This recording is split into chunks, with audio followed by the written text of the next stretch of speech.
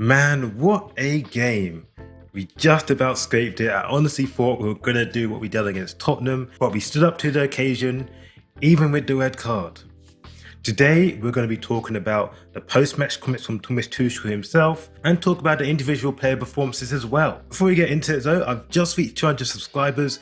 I'm on the road to 300 now, so if you do like the video, please subscribe. We have some good videos coming up.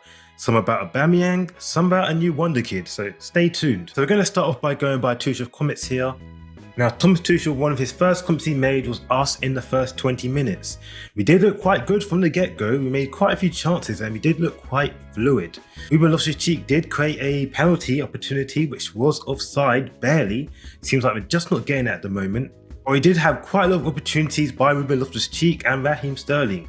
They are quite good, and even Kai Havertz, so he did look quite good from the get-go here.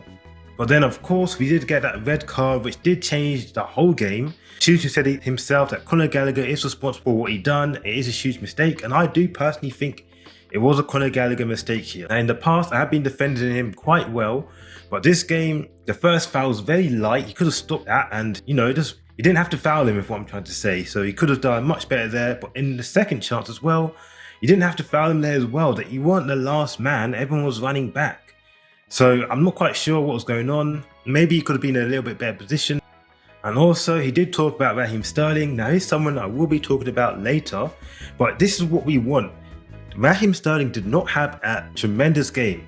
He had a good game and he still scored 2 good goals. That's what we need from our squad. Even though you're not doing well, you score goals. He got in good positions, he got plus players, he tried taking them on. He was definitely the head of the attack there and led by example for the other two. So Raheem Sterling, I'm very happy we got him this season. We can kind of see a plan of what we're doing here with Raheem Sterling. He can do what he wishes with Mount, Havertz, maybe Aubameyang.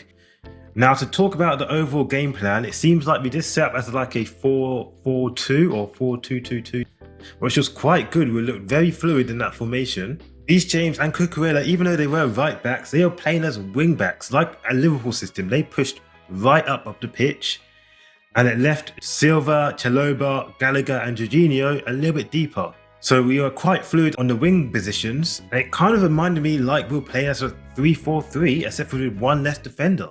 So I really liked the game plan from the very beginning. Sterling and Kai Havertz looked quite good up front as well. They had the license to go wide, the license to go, in the box. That's what I like. Fluid strikers that are good in majority of positions. And even when we did get the red card, we still kept a quite attacking position to try and win the game. So us attacking like this was a part of the game plan, not the formation. So that was quite positive in my opinion. And like I said, we can just see the little sprinkles of what we're trying to do for Thomas Tuchel in the future. We see more of this and we get a few more components.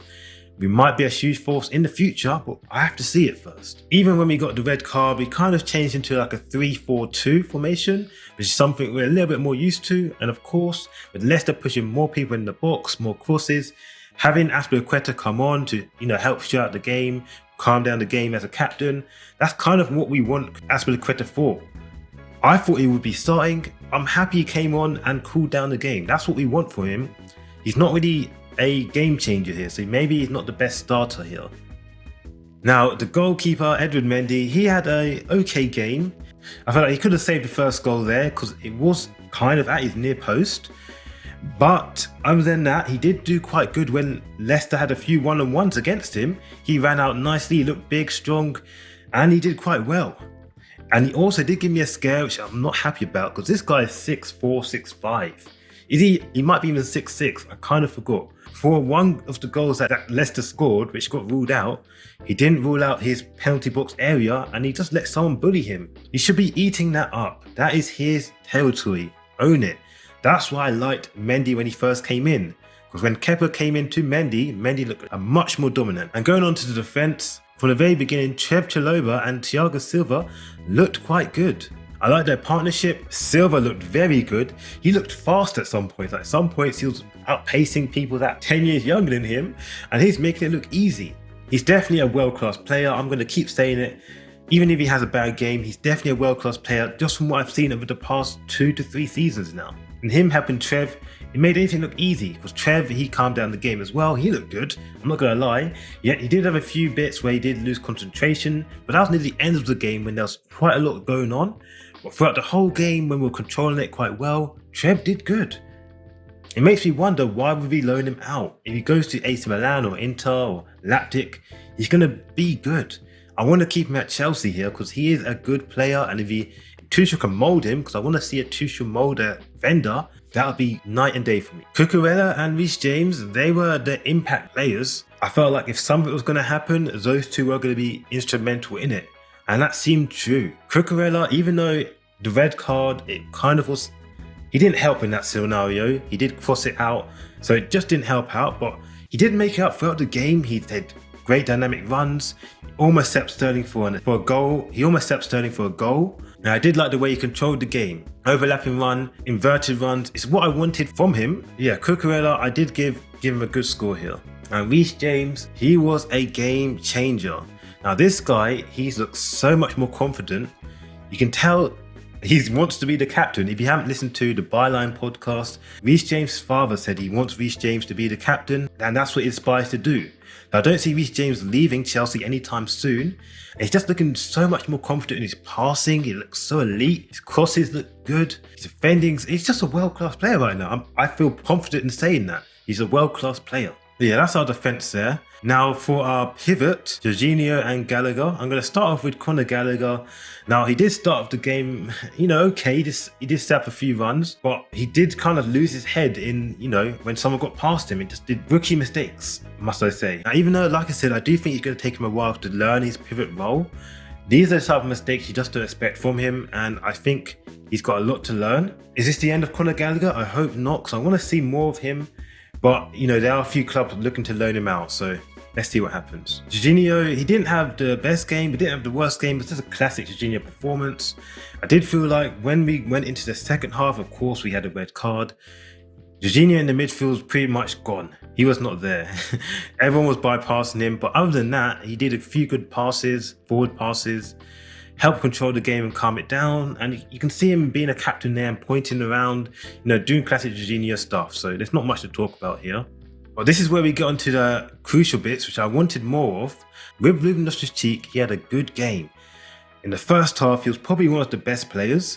He got into the box well, he defended well, he looked good, like old Ruben Loftus-Cheek. Him in that new role with REECE James behind him, so REECE James is like a winger and Ruben Loftus-Cheek can invert. He looked very good. We all remember the penalty he almost got as well. Very good position, and I hope to see him more here. But on the other side, this is where it got a little bit disappointing. Mason Mount, I honestly didn't know he was there. He's not taking set pieces anymore. And maybe he's not used to this position out wide, because he's so wide. And I think mainly he's like a inside 8, but he's meant to roam into there, and I just don't see him that much. He is running around, but I just don't see him. He's not very memorable. He's kind of reminding me like Kai Havertz. Even though they are good friends, I just don't see him, and I need more impact from them. And to go with our front two, Kai Havertz and Raheem Sterling. Now, Kai Havertz, first half, stinky game. First half, I didn't know who was there. He wasn't winning a few of his duels, and he kept falling down. I was a little bit annoyed with him, but in the second half, he did make it up. He did look a little bit more stronger. He did a few more runs and turned into dirty Kai Havertz, annoying the defence, trying to get something to happen there. So even though his performance wasn't well, I like his intentions. So he gets a good rating just because, he tried. So, ratings for trying, I guess. And Raheem Sterling, the game winner. This is what we want. Raheem Sterling didn't have the best game in regards to taking on players, but overall he had good intention and looked good. He took shots, took risks, and was a real leader for the front line. I was waiting to see a REECE James and Sterling link up, and we got it this game. 3 games in, didn't take long. So yeah, I'm really liking Sterling here, and I do think in the future Sterling with whoever's going to be up front next to him, maybe Aubameyang, it's going to be a real good partnership there, and I can't wait to see him because he's just dynamic right now. One of my favourite players, if I must say. So yeah, these are my ratings. What do you guys think? Am I a bit harsh on some? Do some people deserve less? What do you guys think here? Anyways, we do have another video coming out today about Aubameyang, so stay tuned to that. Subscribe to get it early. And yeah, that's the end of today. I'm very happy with this win, even though it looked like we weren't going to do it at some point. I did get nervous, but we got it. We finally got some luck in the last 10 minutes there. So let's go. 3 points on the board, down to the next game. Like, comment, subscribe, and peace.